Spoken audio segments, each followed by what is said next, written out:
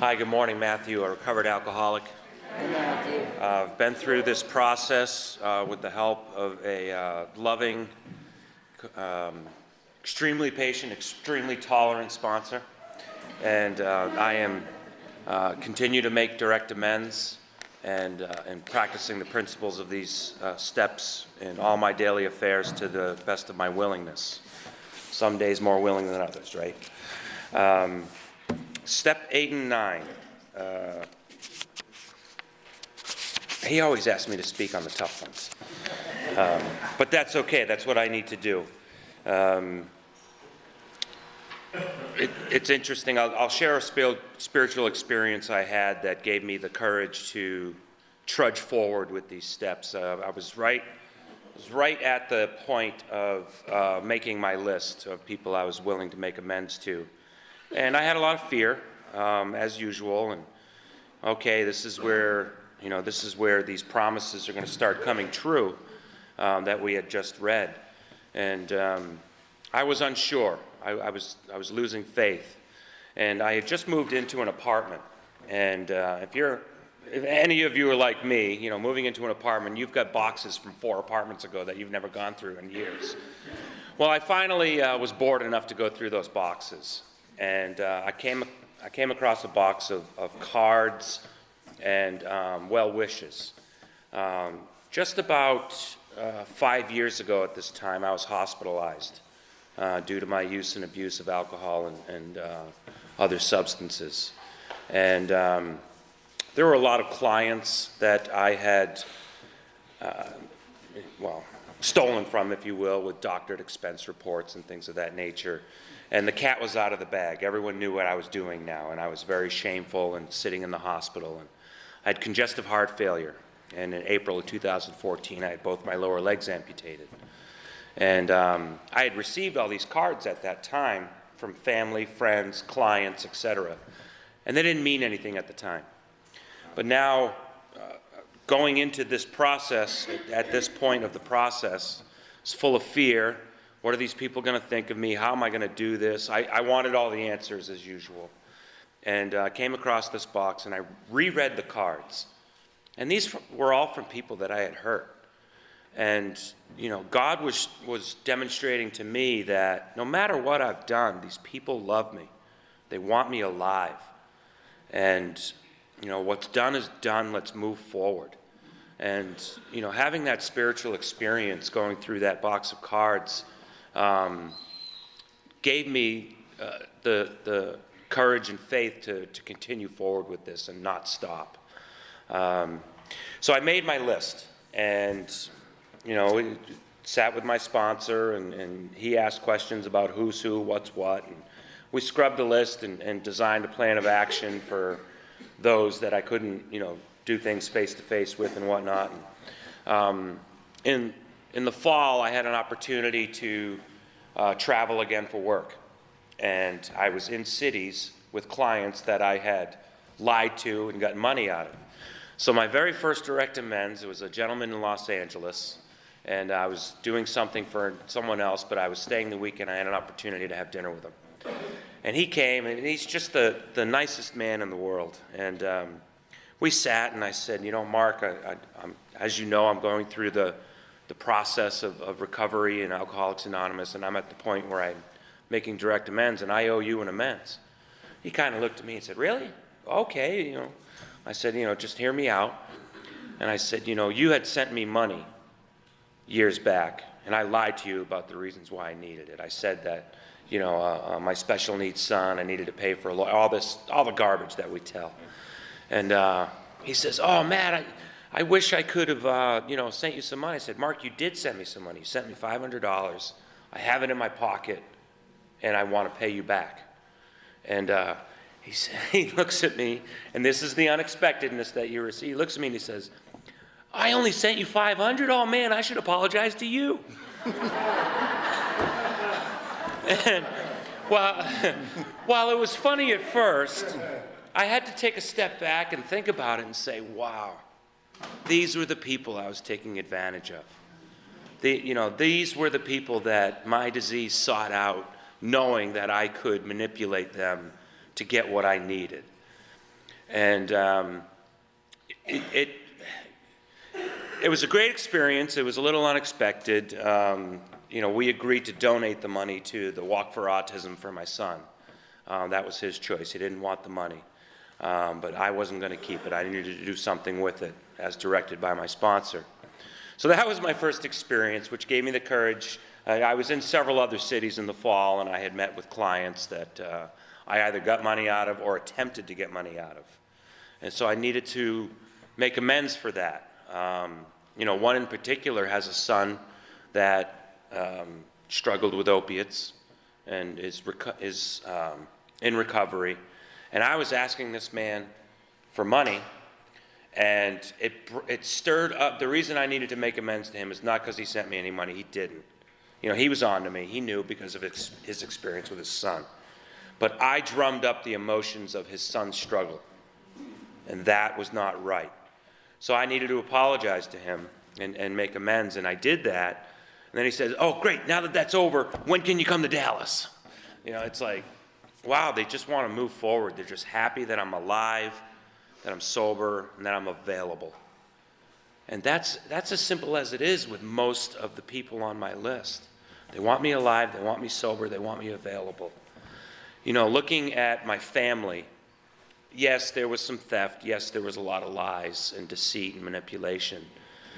But, the conclusion, especially with my sisters, I've got 5 of them. You could pray for me. And the thing that I need to make amends to the most with them is the time I robbed them of. I can't go back and make myself available for all the things I missed. Whether I showed up and left within a half hour, whether I never showed up at all. Just the time with my nieces and nephews, encouraging them, watching them grow, and recognizing the strength of my sisters as mothers and trying to help them with the struggles they're going through. And being a power of example with my own son to them. They think they have struggles, and then they watch me with my son Cameron and some of the struggles of raising an autistic child. And, that encourages them, and they've told me that. And when I'm not available and demonstrating that I'm living properly, I'm robbing them of time. And, I've made amends to one of my sisters, and she was just so happy and proud, and she cried, and she says, "I just want you to show up, man. My sons just love it when Uncle Matt's there." And that's it. But in my mind, it's like I have to be this great director and get these kids into college and pay for it. And no, wipe away those expectations that I have in my head, because they're just false. In terms of going out and seeking these people to make amends, what I was instructed is to pray on it, and God will let you know the time and the place where it's going to happen. I sat back and waited for certain travel experiences, and if I had someone in that city, I would try and arrange a dinner and do it face-to-face. If it didn't happen, it didn't happen. When those opportunities to make direct amends face-to-face aren't available, I'm writing my letters to make my graveside amends. I recently had an opportunity to do one with my grandfather, who's buried in Whitensville. And it was New Year's Eve, and it was quite an experience. I was instructed to bring a butter knife and bury the letter under the sod. It was terrible sod, by the way, but I buried that thing. And it was just a freeing experience to just read the letter at the grave, make my amends, pray that God is taking care of them, and that they're in a better place, and just move forward and promise to live a better life, because that's what they would want. And it talks about not bringing up maybe some resentments that you might have with this person. Just worry about your side of the street. And the way I've been able to do that, especially with the ex-wife, is just I statements, not you statements. When you start saying you statements, that's perceived as an attack. You know, I did this, I apologize, I felt this way when I did it to you, I need to, you know, come clean and make amends on that. When I did that with the ex-wife, because we're trying to raise our autistic son together, and unlike most experiences with ex-wives, I get along with my ex-wife. We're very good friends today, because she can identify with how crazy my family is. You know, it's one of the reasons she left. But it was interesting. I made amends to her, and then she turned right around and started apologizing for her part, or her perceived part, in the fall of our marriage. The infidelity, the lack of certain things, and I was just sitting there like, whoa, okay. So she cleaned her side of the street, and she's not even in the program. And it was just, it was unexpected. I just expected to go in there and you know, take my lumps and move forward. And that was an amazing experience. I recently received my 2-year coin, and my best friend from childhood that I had my first drink with at age 14. You know, he's clean and sober 3 years now, and he came to see me get that. And I had to talk to him because his wife is on my amends list, and I've been praying on it. And his wife is a very good detective. She's got a lot of questions and cross-examination waiting for me about the lies I told while her husband and I were out ripping and running. And I'm very fearful their marriage is being repaired. And I'm very fearful that if I go in and make amends to her for my part in things, it's going to stir up her emotions with him. She's going to try and catch him in lies based on what I'm sharing. So I don't know if that day's going to happen, but right now I have to hold off. And, you know, sitting back, praying on it, asking for help from my sponsor and those close friends of my network, it was determined it's just not the time. She's on the list, I'm willing, but it's just not the time because it would hurt others. The last thing I want to do is hurt their marriage, which is being repaired. I don't know what he's told her. I don't care what he's told her. That's him. I understand my part, but it's just not time. Maybe that'll happen down the road and present itself. The only thing I can do right now is be available for their daughter, who is my goddaughter, and make a living amends in that area.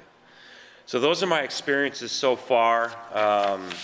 You know, I've been able to pay back a lot of people that I manipulated money out of. Been able to make direct amends to a couple of close family members. You know, my parents, that day will come, but they're just, I can make my mother cry today for a good thing. All I have to do is say, Mom, I'm happy. And she cries. As opposed to, Mom, get me out of jail. That's a different crying. And just practicing these principles in all my affairs and being patient, tolerant, and loving and kind, that takes care of the majority of the people on the list.